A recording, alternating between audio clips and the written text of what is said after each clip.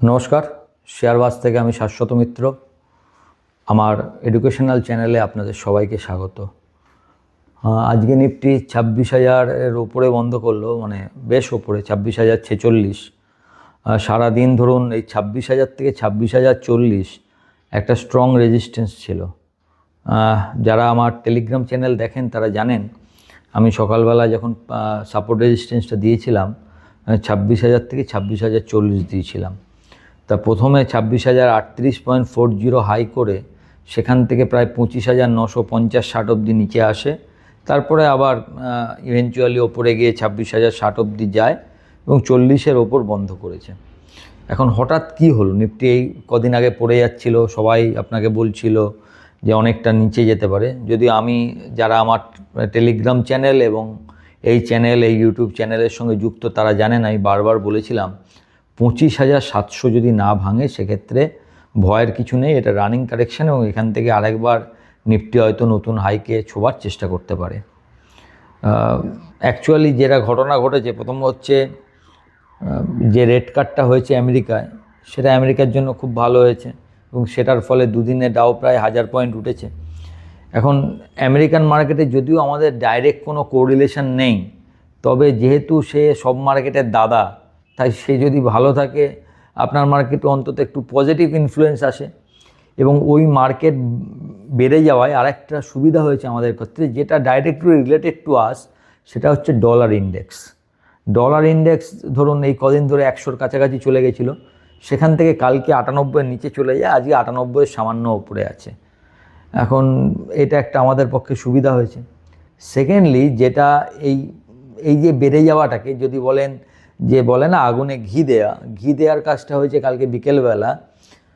আপনারা জানেন 10 থেকে 12 তারিখ মানে আজকে শেষ দিন, ট্রেড ডিল নিয়ে একটা টিম আমেরিকা থেকে ভারতে এসছে, তাদের সঙ্গে আলোচনা হচ্ছে এবং তারা অনেকে বলছে যে ভারত এখনও পর্যন্ত যত প্রস্তাব আমেরিকাকে দিয়েছে তার মধ্যে এবারের প্রস্তাব হচ্ছে সবথেকে ভালো। এটা অফিসিয়ালি ওদের কথা। এবং আজকে দেখবেন আমি আমার টেলিগ্রাম চ্যানেলে একটা নিউজ দিয়েছি, ওনাদের এক ট্রেড ডিলের একজন সদস্য আমেরিকান সেনেটকে জানিয়েছে, বা যেরকমভাবে কথাবার্তা এগোচ্ছে তাতে আমরা জানাবো যে ভারতের ওপর যে 25% ট্যারিফ অ্যাজ এ পেনাল্টি লাগানো হয়েছে for buying the Russian oil, সেটা যত তাড়াতাড়ি সম্ভব যেন তুলে নেওয়া হয়। তো this are the positive thinking, মানে পজিটিভ ব্যাপার। এবার এটার সঙ্গে যুক্ত হয়েছে এই ট্রেড ডিলের আলোচনার সঙ্গে যুক্ত হচ্ছে কালকে রাত্রে হঠাৎ করে, যেটা আনএক্সপেক্টেড, আমরা কেউ এক্সপেক্ট করিনি, সেটা হচ্ছে মোদিজির সঙ্গে ট্রাম্প সাহেবের একটা ফোনের কথাবার্তা।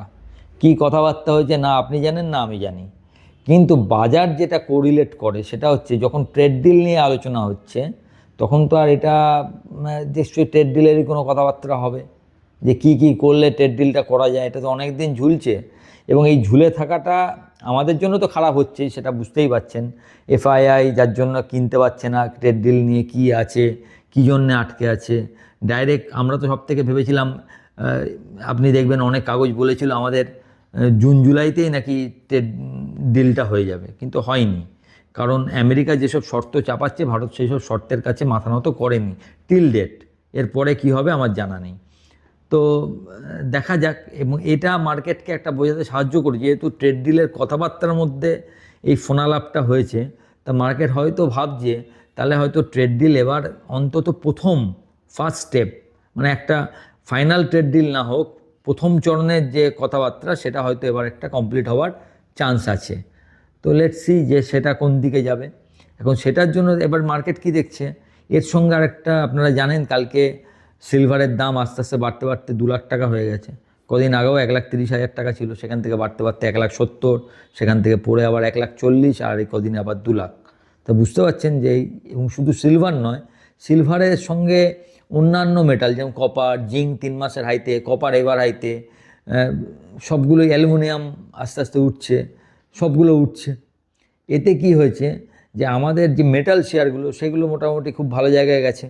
এখন হিন্দুস্তান জিঙ্ক একমাত্র লিস্টেড কোম্পানি জানবেন যে সিলভার নিয়ে কাজ করে, সে প্রায় আজকে 8-9%-এর একটা দারুণ রান দিয়েছে। অনেক দিন ধরে রানটা ডিউ ছিল, যে 500 দেখবেন 520 থেকে 526-27 টাকা অবধি একটা বড় রেজিস্ট্যান্স জোন ছিল, যেখানে বারবার এসে ফিরে যাচ্ছিল। 26 পেরোলে অনেকটা যেতে পারে এরকম একটা ধারণা তৈরি হয়েছিল, এবং ঠিক তাই হয়েছে। আজকে 26 পেরিয়েছে এবং সেখানে চলে গেছে প্রায় 65-68 টাকা মতো মনে হয় হাই করেছে, আমার হাইটা ঠিক মনে নেই। তার সঙ্গে সঙ্গে বেদান্তও দেখবেন 546 টাকা 55 পয়সা মনে হয় হাই করেছে। এবং টাটা স্টিল, যে কটা metal share, national aluminium, Hind copper, Hindalco, সবাই খুব ভালো চলেছে। সকালবেলা বলেছিলাম মেটাল। সেকেন্ডলি আমার মনে হয়েছিল ব্যাংক শেয়ার আজকে ভালো থাকতে পারে, যদিও ব্যাংক শেয়ার সেরম ভালো থাকেনি। প্রথম দিকে একটু ভালো থেকেও লাস্টের দিকে একদম মামুলি, মানে আপনি 150 পয়েন্ট নিফটির সঙ্গে যদি 200 পয়েন্ট ব্যাংক বাড়ে, তাহলে এটাকে লিডিং বলে না। যে ব্যাংক লিড করছে নিফটির বেড়ে যাওয়াটাকে, সেটা আমরা বলতে পারি না। তো ঠিক আছে, তাও বেড়েছে। এবং রিলায়েন্স আজকে মোটামুটি ভালো ছিল। মেটাল, রিলায়েন্স এবং ব্যাংক মোটামুটিভাবে এই নিফটির র্যালিটা করেছে। এখন এই 26,000টা কি সাস্টেনেবল? এখন সাস্টেনেবল কিনা বলবে সেটা হচ্ছে পরবর্তী কি ঘটনা ঘটে। আপাতত আপনি চিন্তা করার দরকার নেই সাস্টেনেবল কিনা। নেক্সট স্টপ, বড় স্টপ হচ্ছে 100। আপনাদের মনে আছে 26,100 এক সময় 9 বার আমরা গেছিলাম, তার মধ্যে হাই করেছিলাম 26,106, মনে আছে তো? সেই 26,100 এখন আমাদের নেক্সট বড় বাধা। তো 26,100 যদি আমরা না পেরোতে পারি, আবার এইটা দেখবেন সেই ট্রেডিং রেঞ্জ আপনাদের বলেছি না, 25,700 টু 26,100। 26,100 থেকে বারবার ফিরে এসে তো আবার একবার 25,900, 950, 850 আসতে পারে। সেখান থেকে দেখবে মার্কেট যে কোন দিকে যাওয়া যায়। আর 26,100 যদি কালকে আমরা পেরোতে পারি, সেক্ষেত্রে আবার নতুন হাইয়ের দিকে যাওয়া যায় কিনা মার্কেট ভাববে। তবে সেক্ষেত্রে 332, দেখুন আমি প্রথম থেকে আপনাদের কয়েকটা ফিগার বলে রাখি, প্রথম দিন থেকে বলছি, 25,700, এদিকে 26,332। 26,332 যদি পেরিয়ে যায়, সেক্ষেত্রে আবার মার্কেটের কাছে 400-500 পয়েন্টের একটা বড় আপসাইড রয়েছে। আর এদিকে 25,700 ভাঙলেই একটা 400-500 পয়েন্টের বড় ডাউনসাইড রয়েছে। টাকা এখন বিগার রেঞ্জটা যদি বলেন, তো 25,700 টু 26,332, তার মধ্যে একটা সাব রেঞ্জ হচ্ছে 25,900 থেকে 26,100। এই জায়গাটা আমার মনে হয় না একদিনেই চেঞ্জ হয়ে যাবে বলে। I may be wrong. আমার একটা কথা সবসময় মনে রাখবেন, এই মার্কেটের এটাই মানে খুবসুরতি, মানে ভালো, যে এইখানে প্রতিদিন আপনি ঠিকও হতে পারেন, ভুলও হতে পারেন। ভুল হওয়ার চান্স সবসময় 100% থাকে। কারণ যে মুহূর্তে ধরুন আমি যেদিনকে ভাবছিলাম যে মার্কেট বাড়বে, সেদিনকে আমার মতোই আরেকজন কোথাও বসে ভাবছিল মার্কেট পড়বে, তবে তো আমি কিনেছি, সে বেচেছে। আমি সেদিনের জন্য ঠিক হয়েছি, সে সেদিনের জন্য ভুল হয়েছে। মানে একই point of time, in the same point of time দুটো আলাদা ভাবনা আছে বলেই কেনা বেচাটা হচ্ছে। নাহলে তো কোনো স্টকে আপনি এই হিনজিং, এই যে 568 টাকা উঠলো, 516 থেকে 68 উঠলো কী করে? কে বেচেছে বলে তো। তাহলে যে বেচেছে সে নিশ্চয়ই তো এইটা ভেবে বেচেনি যে আপনার খুব লাভ হোক, আমি 516 টাকায় ছেড়ে দিই, আমি 480-তে কিনেছি, আমার 36 টাকা পেয়েছি, বাকি লাভটা অন্য লোক করুক, সেই ভেবে তো কেউ বেচেনি। সে ভেবেছে এখান থেকে আবার পড়ে যেতে পারে, তাই সে বেচেছে। আর আপনি ভেবেছেন এখান থেকে বাড়তে পারে, তাই আপনি কিনেছেন। তো এই ব্যাপারটা মার্কেটে সবসময় চলে, একই পয়েন্ট অফ টাইমে দুটো আলাদা চিন্তাভাবনা। তা সেই চিন্তাভাবনা আমাকে বলছে যে 26,100 সহজে হয়তো পেরোবে না, মানে একদিন দুদিন একটু ওয়েট করবে। মঙ্গলবার পেরোবার চান্স আছে, যেহেতু সেদিনকে হচ্ছে আপনার কাটাকাটির দিন, সেদিন অনেক কিছু হতে পারে। হয়তো কালকে সোমবারের দিনটা হয়তো মার্কেট যদি কোনো নিউজ না আসে, এখন শনিবার রাত্রিরে বলে দিল 25 BPS, এই 25 যেটা 25% এক্সট্রা ট্যারিফটা লেগেছে সেটা আমেরিকা তুলে নিয়েছে, তাহলে তো সেটা অন্য ব্যাপার হবে। সেটা নিয়ে আমি বলছি না, সেটা আমার এখানে বিচার্য বিষয় নয়। আমার বিষয় হচ্ছে যদি কিছু না হয় তাহলে কি হবে। তাহলে আপাতত আপনি এই 25,700 থেকে 26,100 যে সাব রেঞ্জ, তার মধ্যে যে 25,900 টু 26,100, এটাই মনে হচ্ছে 1-2 দিন আপনি থাকবেন। থাকার পর মার্কেট ডিসাইড করবে 900 ভাঙলে আবার 700-র দিকে যাবে কিনা, আর 100 ভাঙলে আবার নতুন হাইয়ের দিকে যাবে কিনা। আপাতত মার্কেটের কাছে সবথেকে বড় বাধাটা কি সেটা ভাবুন। একটা বাধা হচ্ছে টাকার দাম কন্টিনিউয়াসলি নিচে, এটা একটা প্রবলেম।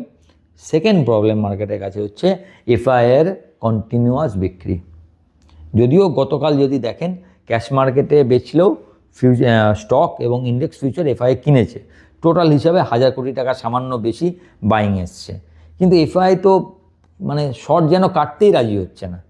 তো এটা এখন আমি জানি না এফআইআই কবে কী ভাবছে, কত নিচে মার্কেটকে ভাবছে যে এফআইআই কোনো শর্ট কাটতে চাইছে না। লেটস সি যে কোথায় কি হয়, দেখা যাক। তবে যতক্ষণ না এফআইআই অন্তত শর্টগুলো কাটলেও দেখবেন আমাদের মার্কেট অনেক চলবে। কারণ আজকে নিয়ে 74 দিন প্রায় মনে হয় ডিআইএ বাই করবে, 74 ডে টানা। আপনি দেখবেন কালকে AUM মানে অ্যামফির ডাটা এসছে, তাতে আমাদের টোটাল AUM মিউচুয়াল ফান্ডের 80 লক্ষ কোটি টাকা পেরিয়ে গেছে। 80.06 লাখ ক্রোড় এরকম কিছু একটা হবে। তার শুধু তাই নয়, আপনি যদি দেখেন যে ইকুইটি মিউচুয়াল ফান্ডে 5,000 কোটি টাকা বেশি এসছে, 5,000 কোটি টাকা। মানে কি, এই যে নিচে পড়াটাকে সাধারণ ইনভেস্টর ভাবছে এখানে টাকা লাগালে আমি টাকা পেতে পারি, তবে তো ইকুইটি মিউচুয়াল ফান্ডে টাকা আসবে। হ্যাঁ, আপনি বলতে পারেন এসআইপি সামান্য কমেছে, দেখুন ওই 200-500 কোটি টাকা 29,500 কোটি টাকায় আছে, হয়তো 100 কোটি টাকা কমেছে, ওটা কোনো ফ্যাক্টর নয়। 30,000 কোটি টাকা রাউন্ড অ্যাবাউট এসআইপি, তার জায়গায় 29,500 কোটি টাকা এসছে। আমি মনে হয় না এটা মানে খুব বড় এফেক্ট করবে বলে। তো মার্কেট কিন্তু যথেষ্ট বুলিশ ভাবনা নিয়ে চলছে, এটা আপনাকে মেনে চলতে হবে। এখন ব্যাপার কি, ব্যাপার হচ্ছে এই ট্রেড ডিলটা এতদিনে ঝুলে থাকা, সব কিছুর মধ্যে লাস্ট অব্দি কি ট্রেড ডিলটা হয়নি। কিন্তু আপনি যতই, আমি বলছি যে কালকে মোদিজির সঙ্গে ট্রাম্পের কথা হয়েছে, হলো আলটিমেট রেজাল্ট মানুষ জানতে চায়। আলটিমেট রেজাল্ট এখনও trade deal is not done. Trade deal হয়ে গেলে আমাদের অনেক সুবিধা না, আমাদের তো পয়সা বেশি বেরোচ্ছে, সব দিক দিয়ে ট্রেড ডেফিসিট আসবে, এগুলো হবে। একদিনে তো আমেরিকার সঙ্গে যে আমাদের ট্রেড, সেই ট্রেডটা একদিনে অন্য দেশের সঙ্গে ট্রেড করে আমরা একদম পূরণ করে ফেলবো, এরকম ঘটনা তো হবে না। তো যদি এটা হয়ে যায়, এটা আমাদের অর্থনীতির পক্ষে আরও ভালো। জিএসটি কাট হয়েছে, ট্যাক্স ছাড় দিয়েছেন FM, এখন এইটার জন্য আটকে আছে। আমার মনে হয় এটা হয়ে গেলে এফআইআইও আস্তে আস্তে ফিরবে, আর এফআইআই ফিরলে মার্কেটও আরও চলবে। Hope for the best. ভালো অবস্থায় যেরকম একদম উদ্বাবু হয়ে সব কিছু নিতে হবে, আজকেই করতে হবে, এটা ভাববেন না। সেরকম খারাপ হয়ে গেলেই একদম নিচে 23,000 চলে যাচ্ছে, 24,000 চলে যাচ্ছে, এটাও ভাববেন না। আপনারা ওয়েট করুন, দেখুন, মানে সহজে অত ডিসিশান নেবেন না যে একদিনের পড়ে যাওয়াটাই মার্কেট নেগেটিভ হয় না, একদিন খুব উঠে গেলেই মার্কেট একদম সমস্ত সেন্টিমেন্ট এভরিথিং চেঞ্জ হয় না। তো ইট উইল টেক টাইম। তবে জিডিপি, নমিনাল জিডিপি যদি বাড়ে, নমিনাল জিডিপি মানে হচ্ছে জিডিপি প্লাস আপনার ইনফ্লেশন, এর ভাবনাটা নাকি বাড়তে পারে বলে, মানে এক্সপেক্টেডটা 11-12% এরকম একটা রিপোর্ট আসতে পারে বলে মার্কেটে খবর চাউ রয়েছে। সেটাও একটা কারণ। সেটা যদি সত্যি করে আসে, that is good for us. আজকে আমাদের ইনফ্লেশন আছে, যেটা 0.25 ছিল, সেটা 1-এর কাছাকাছি আসতে পারে। যদি এই 0.75 থেকে 1-এর মধ্যে আসে, এটা স্বাভাবিক, এটা নিয়ে চিন্তা করবেন না। এইটুকু বেড়ে যাওয়াটা স্বাভাবিক ছিল। ভালো থাকবেন, উইকেন্ডটা খুব ভালো করে কাটান। আমার ভিডিওটা ভালো লাগলে একটু লাইক, শেয়ার, এবং যারা প্রথমবার দেখছেন সাবস্ক্রাইব করবেন এবং আমার টেলিগ্রাম চ্যানেলের সঙ্গে যুক্ত থাকবেন। নমস্কার।